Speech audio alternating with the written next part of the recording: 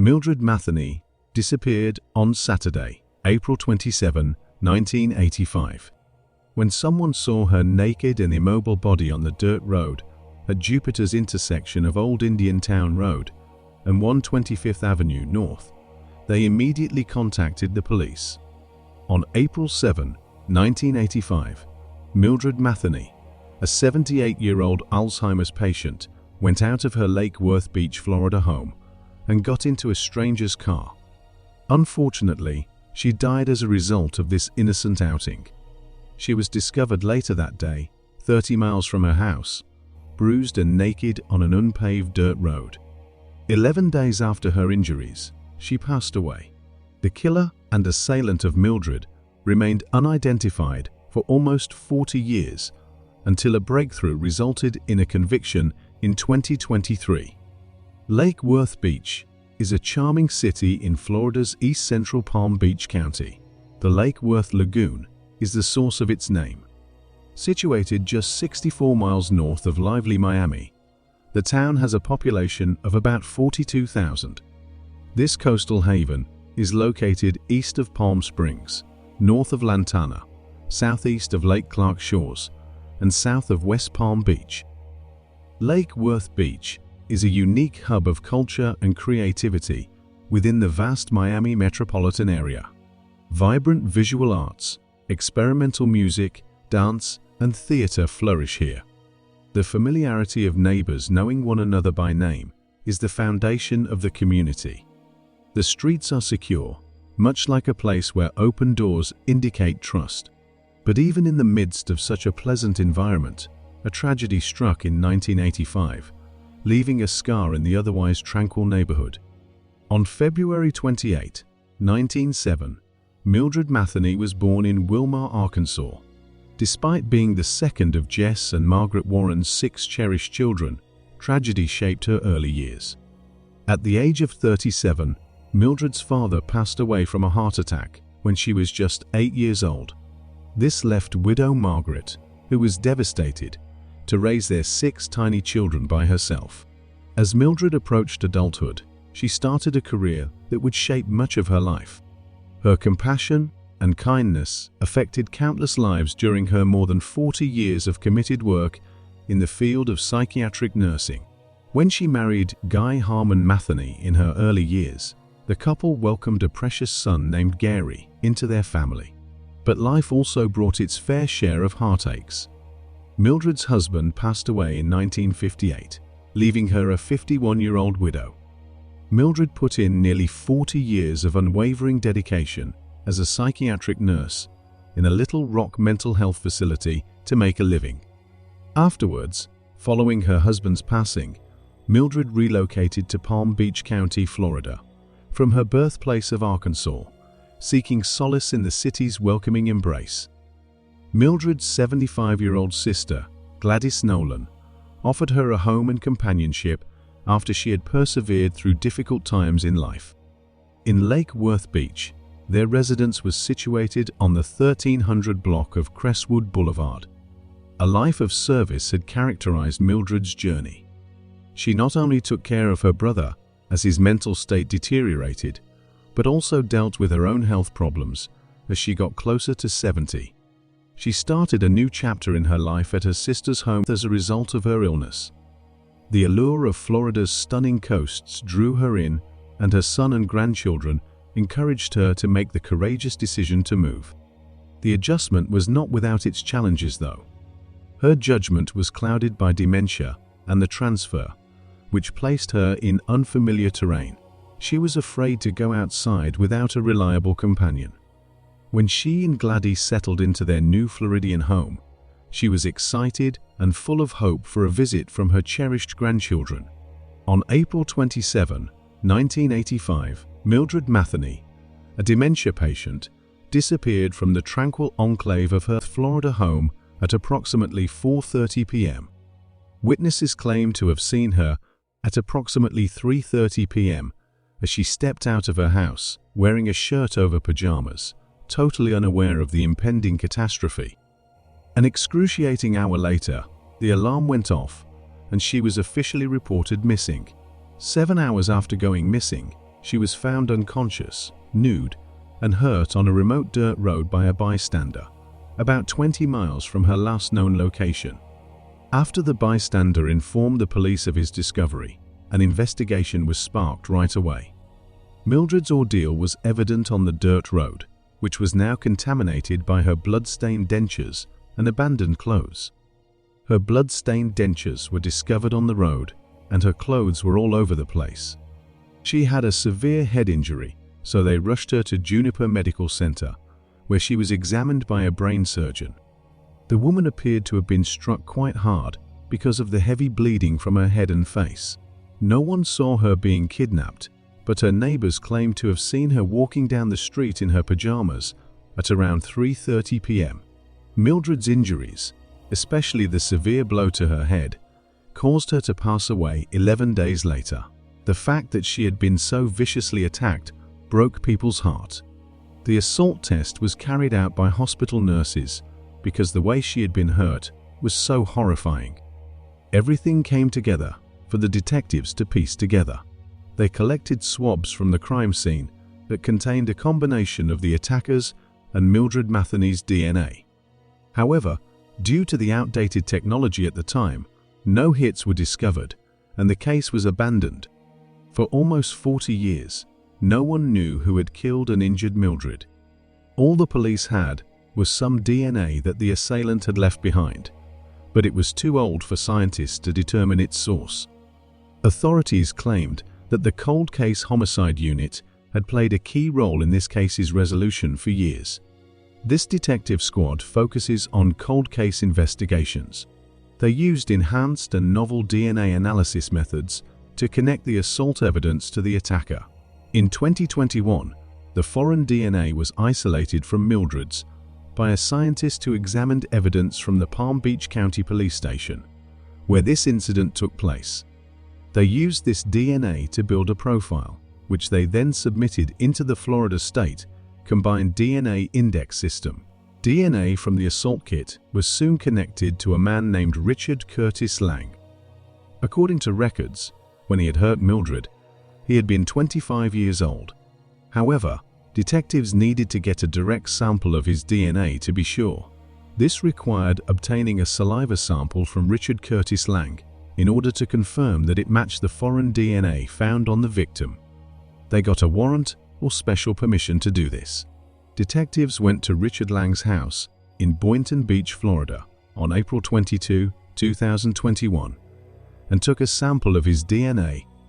According to records, Richard Lang, who is currently 62 years old, had been in serious trouble in 2006 and 2012, which made him provide his DNA. This was how his DNA entered the database. Thanks to sophisticated detective work and advanced technology, the identity of Mildred Mathany's killer has finally been determined after all these years. Records kept by the state and county indicate that Richard Lang had a history of legal issues. He was found guilty of aggravated assault in both 1983 and 1993, but instead of serving time in prison, he received a probationary sentence. But he didn't stop there. He was discovered with weapons in 2006 and 2012. He did not spend much time in prison for these offenses, even though they were serious ones. He did not spend a significant amount of time in prison because he received short sentences. Richard Curtis Lang was detained and accused of killing Mildred Mathany in April 2021. The trial got underway in early 2023, and Richard Lang was charged with Mildred Mathany's assault and murder. A significant trial in a West Palm Beach courtroom revolved around a tiny piece of genetic material. The sperm from Mildred's assault kit had a direct connection to Richard Lang. The scientist who discovered the match testified in court during the trial. Although they were unable to confirm that the DNA they found originated from Lang, they asserted that the likelihood of it coming from him was 27 quadrillion times greater than that of it coming from someone else. Scott Skier, Richard Lang's attorney, argued that the DNA might also have come from Lang's close male cousins. Nevertheless, investigators did not run any DNA matching tests on any of them after classifying Richard Lang as a suspect. Assistant State Attorneys Joe Walensky and Krishay Mixon disagreed with this argument, reminding the jurors that no other family member was in Florida in 1985. They referred to it as speculative. In his 20s, Richard Lang left Massachusetts to work as a plumber in Florida. He was 25 years old when he brutally attacked Mildred Matheny. Thus, only one thing made sense. Richard Lang was the true offender. Richard Curtis Lang was given a life sentence in prison by Circuit Court Judge Delia Weiss in response to the most serious charge of first-degree murder. Lang, who was 63, was found guilty. Lang's family told the judge they would file an appeal after he was found guilty. In court, his lawyer read aloud the letter. They believed the conviction to be at odds with their knowledge of Richard Lang. They claimed that the man in court was not the same person they knew and that the charges against him did not align with who he really was. The letter provided an alternative account of the man who was found guilty in 1985 of causing severe physical harm to Mildred Matheny, a 78-year-old woman. Regarded as a devoted uncle, brother, father, and son, Richard Lang lived a respectable life, grounded in his Catholic beliefs. The judge was reminded in a letter by the great-niece of Mildred Matheny of the severe pain and agony Mildred had endured prior to her death. Mixon, one of the lawyers, read aloud a letter that Matheny's great-niece had written.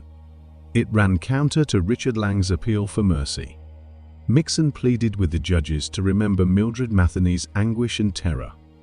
Judge Weiss concurred that Mildred's death was brutal and horrifying. In addition to the previous life sentence for killing, Mixon also asked for a second life sentence for battery. Judge Weiss agreed to 15 years, despite Scott Skier's request for 9. Mildred Matheny's death resulted in Richard Curtis Lang receiving a life sentence. Right now, he's spending the rest of his life behind bars. With all of the details, characters, and events familiar to you, bringing a case to a close may seem simple. It is impossible to overstate the emotional toll and complexity that accompanied such a journey, though. For more than 36 years, Gary Matheny had been waiting impatiently for a call similar to the one he eventually got. At last, he found out that his elderly mother's terrible death had been attributed to someone. He expressed his feelings by saying, "I'd given up hope." He had experienced years of unpredictability. At the age of 88, he was ecstatic to hear of the arrest. What are your thoughts on this case? Please share your opinions with us in the comments section. The quiet North Shore town of Pupkia, Hawaii, discovered a sinister secret on December 7, 2017. That day, a terrible incident rocked the charming suburb. This is the tale of Thelma Boinville, a devoted 51-year-old teacher who had an ordinary life until she took a part-time job cleaning a vacation rental. She was unaware that the ordinary day she was living would become a nightmare that would alter the lives of those around her. The renters found her dead at a vacation rental on Kiiki Road. The community was engulfed in a web of unsolved questions, fear, and a search for the truth as information came to light. How did a regular teacher named Thelma Boinville come to a terrifying end in a quiet Hawaiian town? What startling disclosures are in store? Was it murder or just an accident that claimed her life? Pupkia, a charming village located in the Kalawa district on Hawaii's North Shore, unavoidably influenced Thelma Boinville's life. The word Pupkia, in Hawaiian, refers to a white shell, perfectly capturing its spotless surroundings. Pupkia is well known for having stunning beaches that draw surfers and beachgoers. This included beaches such as Sunset Beach and Waimea Bay. Sharks Cove and Three Tables are also excellent sites for diving and snorkeling. The town is quiet, but Thelma's life was brutally altered at Pupkia because she had to provide for her family, and it had a lasting impact on the community. Thelma Boinville was well known to the residents of Hawaii's North Shore as a devoted teacher and a devoted mother. On February 4, 1966, she was born in a small Brazilian town. Her curiosity and love of learning remained defining characteristics of her personality throughout her life. Telma started working as a teacher at Sunset Beach Elementary School. She wanted to help her children and others. She understood that education was important for developing young brains. Telma believed that her ministry was education. Her colleagues respected her for her dedication to teaching children. Her classroom gradually supported and nurtured developing minds in a kind and supportive manner. According to her co-workers, Telma was a committed educator who went above and beyond to support her students' success. Telma's first concern was her family. She supported her family, even though teaching was her career, by working part-time as a cleaner for vacation rentals on the North Shore. This proved her dedication to her family and her unwavering work ethic. After she married Kevin Emery, Telma had a daughter named Makana, who was very important to her. She had Makana as a child, friend, and confidant. Their intimate bond revealed Telma's unrestricted love and maternal disposition. Makana looked to her mother for support and guidance. Her presence, generosity, and love for her family and students changed the town irrevocably. Sadly, she was unaware of the shocking and disastrous turn fate had in store for her. Beneath North Shore, Hawaii's picture-perfect exterior, lay a horrifying and unanticipated tragedy. Teacher Telma Boinville was a hard worker. She relished the peace and quiet of North Shore.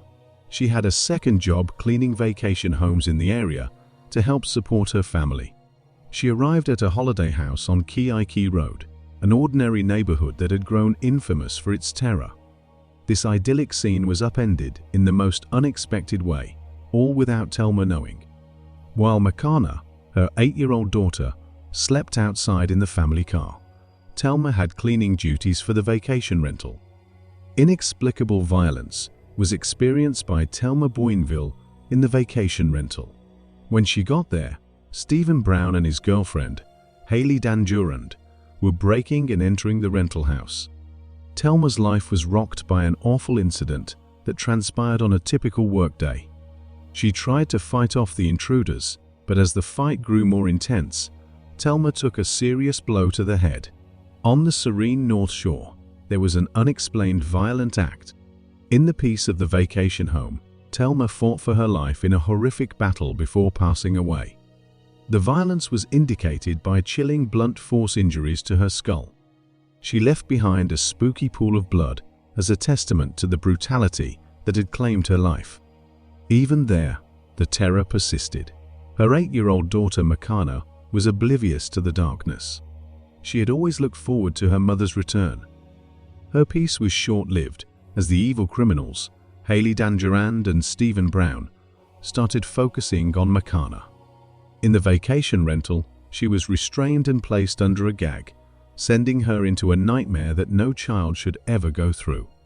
Her world of innocence and trust was shattered. The gorgeous Hawaiian light that had filled the car she was waiting in was replaced by the blackness of her kidnapper's hatred. Makana was deceived and cruelly restrained and silenced by Haley Dandurand and Stephen Brown. They brutally informed the young girl that Telma Boinville, her mother, had been killed. Makana's innocence was cruelly shattered as her world fell apart. This horrible tale of violence and deceit featured another horrifying episode in which Makana was abducted and fed with cruel lies. Telma Boinville was killed by Stephen Brown and Haley Dandurand, who also severely injured her. After the incident was reported, at around 3:20 p.m. local time, officers investigating at the vacation home on Ki'iki Road in North Shore, Hawaii, found Telma Boinville's lifeless body. Telma was the victim of a horrifying assassination. An extensive investigation to find justice was spurred by the case of Telma Boinville and the kidnapping of her daughter, Makana. That day, a distress call that was received by law enforcement including the Honolulu Police Department, changed many lives. When police arrived at the vacation rental on Keiki Road, they discovered a horrible tragedy. Inside the rental, they discovered Thelma Boinville dead. Bloodstains and fight-related debris painted a bleak picture of what had occurred inside. An extensive examination of the crime scene preceded the investigation. Forensic experts who searched the vacation rental painstakingly recorded every piece of evidence. The main objective was to reconstruct Makana's kidnapping and Thelma's case. A key piece of evidence from the scene was the blunt force damage to Thelma's head. This graphic detail brought the severity of the crime to light. After searching the area for witnesses, investigators spoke to Makana. As she described that tragic day, professionals, including child psychologists, were called in to protect her mental health. Makana's story was written down in case it held any clues to the mystery's solution. Her recollections of the perpetrators, their actions, and their horrific deceit strengthened the case. Thelma's brother-in-law, American big wave surfer Garrett McNamara, set the world record for the largest wave. McNamara was the first person to negotiate a Jaws barrel and ride a glacier wave. Because of his name and Guinness World Records, he had a sizable fan base on social media. After Surfer, Garrett McNamara made a passionate Facebook video and offered a sizable reward for the suspect's capture. Things took a turn for the better. In the video, McNamara, who claimed to be related to Thelma Boinville's daughter, made a $100,000 offer to anyone with information about the horrific murder that occurred on Keiki Beach in North Shore, Hawaii. His fervent appeal became widely shared on social media. He encouraged others to come forward with information by offering a sizable prize. By signing this petition, you help bring attention to the need to solve the case and bring the offenders to justice. Numerous people submitted leads, tips, and information regarding the incident after McNamara's video went viral and increased public awareness. Law enforcement was greatly aided in locating and apprehending the offenders by this information. The justice process was initiated by law enforcement. In an attempt to apprehend the culprits as soon as possible, the Honolulu Police Department launched a comprehensive investigation. Important hints were discovered at the vacation home on Keiki Road, where the culprit was apprehended. Detectives investigating the crime scene methodically examined the vacation home for signs of the murderer. To build a case against the offender, they painstakingly gathered forensic evidence, including DNA fingerprints. The investigation proceeded, and the puzzle pieces fell into place. Witnesses, such as Makana, Thelma's daughter, assisted in reconstructing the incidents. The culprit was exposed by Makana's horrifying account of her mother's murder and captivity. The investigation was aided by kind people, growing media coverage, and McNamara's offer of the hefty prize, which resulted in the capture of Stephen Brown and Haley Dandurand, the murderers. One of the main suspects in the murder of Thelma Boinville was Stephen Brown. His involvement in the tragic burglary and his presence at the crime scene implicated him. Following forensic evidence, witness statements, and investigations. Just 7 hours later, on December 8, 2017, Stephen Brown was taken into custody for justice. The community was rocked by the arrest once more, but this time, it came with a promise to hold the perpetrators accountable and hope. As the investigation went on, Stephen Brown's testimony shed light on that very fateful day. Brown claimed that before going through an open window to enter the vacation property, he and Dandurand consumed marijuana. Dandurand told Thelma to lie down so they could bind her when she came in. Investigators had doubts about Brown's testimony. Thelma's injuries and his bloody clothes did not point to self-defense. Brown's terrifying story was at odds with Makana's. Scott Bell, the deputy prosecutor, was confident that Thelma Boinville could only be subdued by Brown. Makana's statement that Brown told her they killed her mother was undermining the investigation that was conducted. A complex web of violence, betrayal, and sorrow in the peaceful North Shore. As the jigsaw pieces started to fit together, justice appeared to be just around the corner. The horrific murderer, Stephen Brown, had a violent past and a turbulent background. When he killed Thelma, 1994 born, Stephen Brown was 23 years old. His early legal issues presented a depressing picture of a young man on a terrible path. Given Brown's violent criminal past, concerns about his potential for aggression are warranted. Detectives looking into his background were suspicious of this path. Haley Dandurand, Brown's girlfriend at the time of the crime, was an enigmatic 1997 born. At the time of the crime, she was 20 years old. Many were confused by Dandurand's role in the horrific events of that day. Following a trial, Stephen Brown was found guilty of 2 kidnappings, murder, and burglary. His punishment was the first of the consequences of his actions. After the arrest, the legal procedures started. Utilizing witness accounts, evidence from the crime scene, and Makana's horrifying account, the prosecution assembled a compelling case.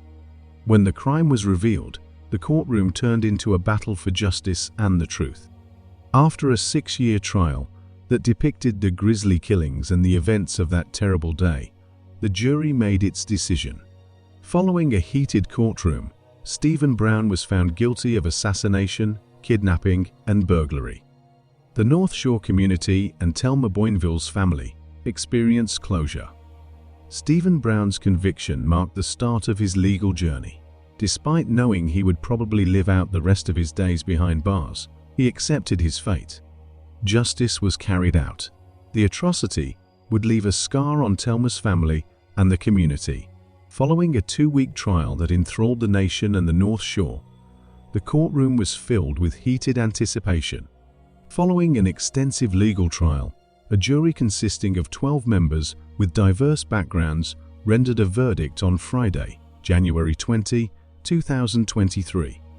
The courtroom drama involving Stephen Brown, the primary suspect in Thelma Boinville's December 2017 murder, rocked Pupkia's peaceful community. Less than 30 minutes into the trial, the jury's verdict altered the case. Stephen Brown, who was found guilty of several charges, was recognized as having a significant part in the tragic events of that December day. In addition to Brown's killing conviction, his allegations included 2 kidnappings, 1 burglary, and a second-degree killing. He was, however, sentenced to life in prison without the possibility of parole. The court was struck by the judgment. The prosecution methodically built its case, presenting testimony and supporting documentation that painted a horrifying picture of what transpired at the vacation house on Kiki Road. Deputy Prosecutor Scott Bell stated with conviction that Haley Dandurand and Stephen Brown killed Thelma Boinville. According to the prosecution, Brown could physically restrain Thelma. While vehemently denying any involvement in the murder, the defense argued that Stephen Brown was responsible for the break-in and kidnapping. William Bagasol, Brown's court-appointed council member, emphasized in the tragedy the distinctions between Brown and his girlfriend Haley Dandurand. Bagasol explained, in a methodical manner, that Haley had no blood and that she had tied Thelma up. Additionally, he didn't think that Brown and the weapons used to kill Thelma were linked by DNA. Courtrooms served as both emotional theaters and arenas for conflicting narratives. The town, shocked by the horrific murder of Thelma Boinville, watched the trial and the outcome with bated breath. The North Shore neighborhood's patience was put to the test by the conviction and trial's length. After 2017's shocks, Thelma Boinville and her family achieved a significant turning point in their quest for justice following Stephen Brown's conviction. The trial cleared the way for the trial of Haley Dandurand, the second suspect in the case, and provided closure to a terrified community. Haley Dandurand trial commenced in July 2023. After a month of deliberation, she was convicted of burglary, kidnapping, and murder. The jury sentenced her to life in prison with the possibility of parole. The North Shore community exhaled with relief following the judgment, knowing that a trying chapter of their journey had come to an end. But the suffering of Thelma Boinville and her daughter Makana will always serve as a reminder of the evil that can exist even in the best of circumstances.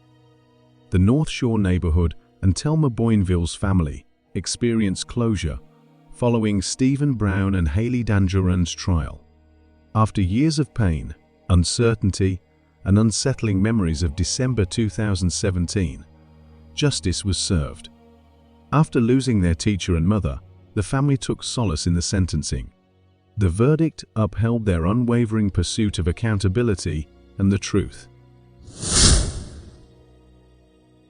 June Nicholas discovered her aunt, Lillian D. Chloe, who was 89 years old, dead on the bedroom floor of her yellow brick house at 1550 Northwest South Avenue in Pompano Beach, Florida, on Saturday, April 29, 1994.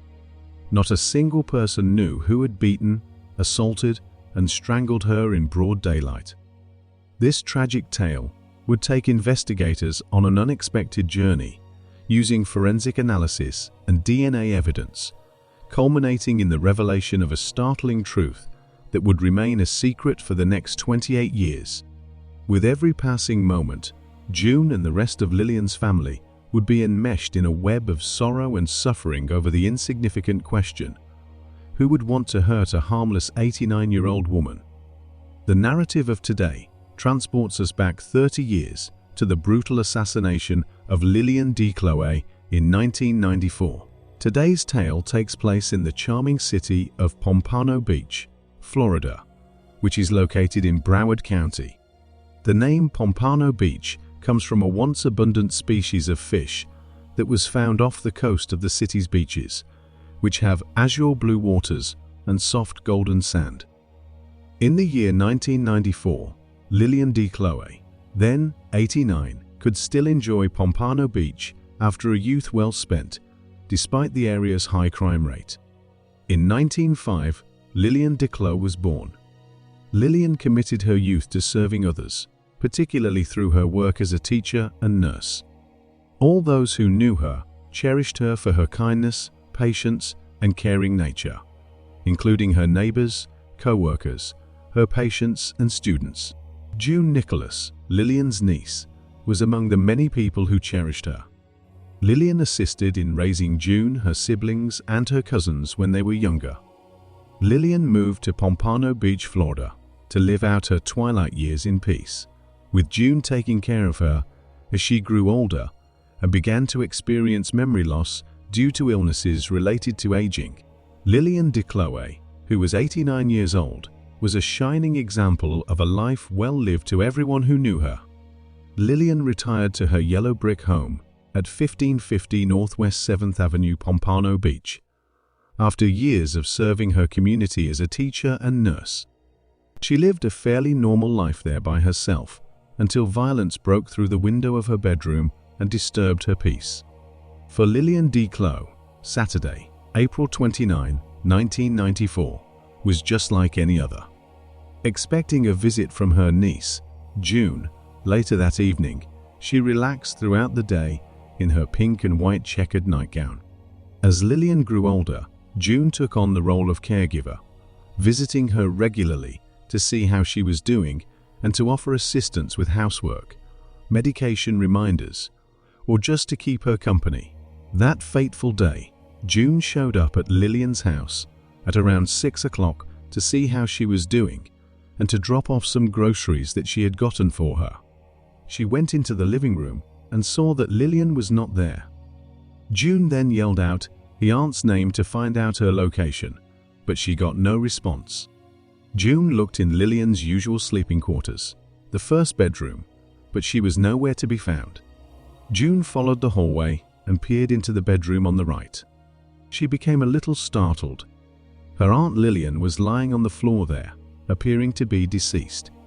June let out a cry and hurried back up the hallway to dial 911. When June's 911 call came in, 2 Pompano Beach Police Department officers responded, their minds buzzing with questions. An 89-year-old woman being killed in her own home was not a story you heard very often.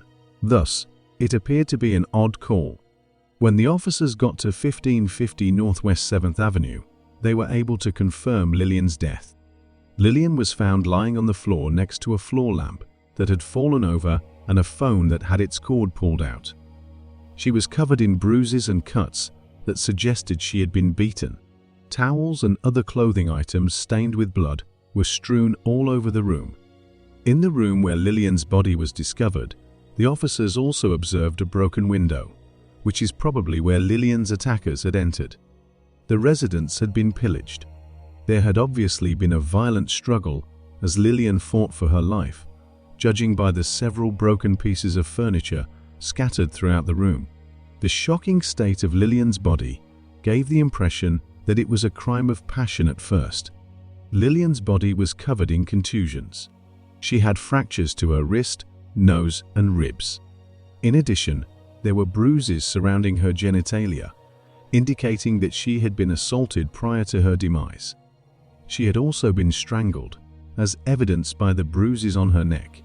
After Lillian's autopsy, the Broward Medical Examiner's Office determined that she had died from asphyxiation and a blow to the head. The attacker strangled Lillian with the telephone that had the cord pulled out, which was discovered next to her body. But there was no sign that Lillian's assailant had targeted her in particular. So it's likely that the crime was not motivated by passion.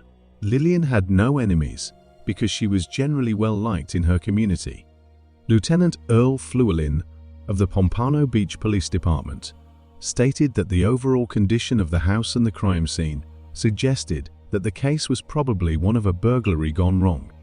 However, that was incomprehensible to Lillian's relatives, who were aware that she had lived alone and had no wealth worthy of losing her life.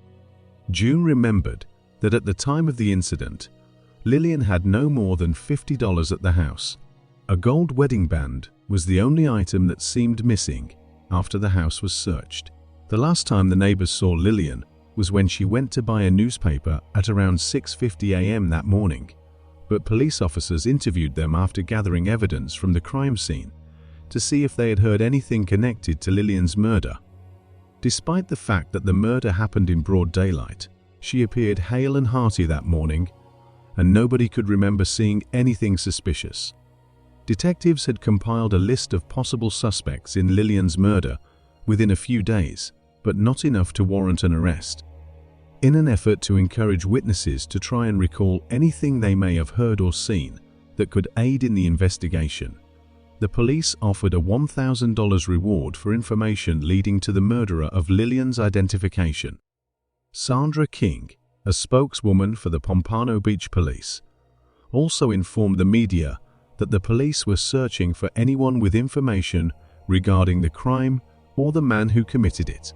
Sandra King stated in an interview with The Sun, "At this point, we are urging anyone who saw anything to call us." With the blood of a defenseless 89-year-old woman in their hands, some sort of human monster is rampant. However, despite the initial weeks of investigation and encouraging progress, all leads quickly dried up, and the case became cold. June Nicholas, meanwhile, was in mourning over the passing of her cherished Aunt Lillian. It was so difficult for her to move on without her aunt, and without knowing what had happened or who had hurt her in such a way. June was affected by her aunt's demise that she had to take a full year off of work. She was in too much pain to care for her children for a few months, so she had to ask someone else to watch them while she grieved. No matter how hard she tried, she was unable to shake the picture of Lillian lying motionless on the floor of her home. To make matters worse, the case was abandoned, extinguishing any possibility of learning the truth about Lillian's true fate. The Lillian DeCloe case was shelved and forgotten for the following 10 years, during which time there were no new developments. However, by 1999, Pompano Beach was receiving law enforcement services from the Broward Sheriff's Office. Taking control of every cold case in Pompano Beach was part of this. The 1994 murder of Lillian DeCloe was one of the cold cases that the detectives from the Broward Sheriff's Office reopened by 2004. The investigation was led by Broward Sheriff's Office Detective David Towsley. They re-examined evidence taken from the crime scene nearly 30 years prior and looked through old case files' DNA databases with the assistance of other detectives in the unit. The pink and white checkered nightgown Lillian was wearing the day she was killed was one piece of evidence that really stuck out. The nightgown contained bodily fluids from the male attacker, which they found when they sent it to the lab for additional testing.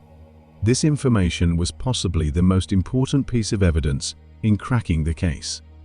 The police used the fluid sample from the nightgown to create a genetic profile, which they then entered into the FBI's Combined DNA Index System, or CODIS, but they were unable to find a match. Once more, a potentially fruitful lead had vanished, and the case was abandoned. To allow Lillian Declo's family to move on and find closure, Detective Towsley was adamant about wrapping up the case. Detective Towsley's perseverance allowed him to revisit the case in 2019 under the Broward Sheriff's Office's recently established cold case unit, even though it took an additional 15 years. According to Jennifer Parker, the criminalist from the Broward Sheriff's Office who was in charge of doing the DNA analysis of the evidence in the case, it didn't seem like anything would come of reopening the Declo case. However, Towsley thought he could identify the person who left their bodily fluid on Lillian's nightgown because of advances in DNA testing technology. In 2021, the Broward County Crime Lab was able to obtain a more comprehensive DNA profile thanks to this new technology analysis. In order to perform a familial search of its offender database, Detective Towsley and his team requested that the Florida Department of Law Enforcement use the DNA profile. In other words, they compared the DNA profile to the database of individuals who had been arrested and registered as offenders. Using this method, the DNA profile is compared to potential first-order relatives, such as a child, father, or sibling in the database. There was a match found by the search. The crime scene's DNA and the DNA of a known offender in the system were remarkably similar. The perpetrator was identified as the son of the man whose DNA was discovered on Lillian Declo's dress the day she was killed. Johnny Matt Brown was the name of this man. Johnny Matt Brown was 40 years old when Lillian Declo was murdered, having been born in 1954. He was a veteran of the Vietnam War and experienced PTSD. For Johnny, life after the military was not pleasant. He turned to drug use as a coping mechanism for his PTSD, which ultimately led to drug addiction. He struggled to find stable employment for a while due to his addiction and mental health problems. Johnny also ended up on the streets. Johnny was never thought of as a suspect in this case or any other crime. When investigators first started looking into Lillian's death, he was completely unnoticed. But when Johnny's DNA profile was matched by the police, it became increasingly clear that Johnny was most likely the person who had attacked Lillian on that fateful day. Additionally, police uncovered some vital information. Although Johnny lived a few miles away from Lillian in the early 1990s and early 1994, detectives were unable to apprehend Johnny for questioning because he had passed away. At the age of 56, he passed away from natural causes in 2010. Johnny was laid to rest in the South Florida National Cemetery in Lake Worth, Florida. In August 2022, the request of the Broward Sheriff's Office detectives to exhume Johnny's remains for analysis was granted by a judge. The detectives collaborated with the Palm Beach County Sheriff's Office, the U.S. Department of Veteran Affairs, the Palm Beach Medical Examiner's Office, and her forensic anthropologist, who dug up the remains and performed DNA testing on them. In order to obtain the most accurate result possible, the experts tested samples taken from Johnny's body in the Broward Sheriff's Office Crime Lab. Jennifer Parker, the criminalist in charge of the office, compared the results to the pre-existing DNA profile. Parker extracted a sample of Johnny's rib bone's bone marrow for analysis. The test produced a match between the sample discovered at the crime scene and the known DNA profile. According to the Broward Sheriff's Office, The DNA results indicated that the DNA from the crime scene was 66.8 trillion times more likely to belong to Johnny than to anyone else. With this solid proof, there was no question that Johnny Mac Brown was the murderer in Lillian DeCloe's case. However, that did not adequately explain Johnny's motive. The most plausible explanation for the entire incident appeared to be the previous assumption that it was just a case of burglary gone bad. Gregory Toney, the sheriff for Broward County, stated in a press conference that it was probably an opportunity crime. The sheriff said he lived close by, only a few houses down. He broke into the house when he fell on hard times, became homeless, and developed a drug habit. He might not have realized she was by herself there. She was 89 though. She appeared to be living alone because everything seemed to have been taken out of the house and all the drawers were open. The Broward State Attorney's Office was shown all of the evidence that the police had gathered up to this point. After looking over the case, the prosecutors there came to the conclusion that Johnny Mac Brown had something to do with Lillian DeCloe's death. The matter was resolved. While 28 years may seem like a long time to wait for justice, Sheriff Toney feels that justice is eternal. He continued, "So long as we are responsible for investigating these cases, we are going to continue to push for the necessary manpower, an effort to make sure that we can bring closure to so many families who have been waiting for decades, time and time again, in the hope that they get some resolution." The family of Lillian DeCloe prayed for answers to the enigmatic circumstances surrounding their loved one's death for 28 years. They can now start moving on, since they have at last found the answers they were looking for. June Nicholas, who discovered Lillian's frigid corpse years prior, expresses her gratitude to the Broward Sheriff's Office for their commitment and for learning the truth about her aunt's passing. She thinks her aunt can now at last sleep in peace. "I'm sure she can sleep soundly wherever she is. We can move on. We can die peacefully because we are certain that her murder has been solved. Even though we know for sure who killed Lillian DeCloe, by the time the story ends, there are still some unanswered questions that nag at us from an unknowable past. What motivated Johnny Mac Brown to act in that way? In the years that followed, did he feel bad about it? Was it too long for the investigators to identify the true murderer? Is it accurate to state that justice was done in this instance? Please share your opinions with us in the comments section. We would love to hear from you. Please remember to like and share today's story if you found it entertaining. In order to be the first to know when a new video is released, you should also subscribe to this channel and enable post notifications. Until next time, stay safe and alert for the next mystery to be unraveled. Thank you for watching.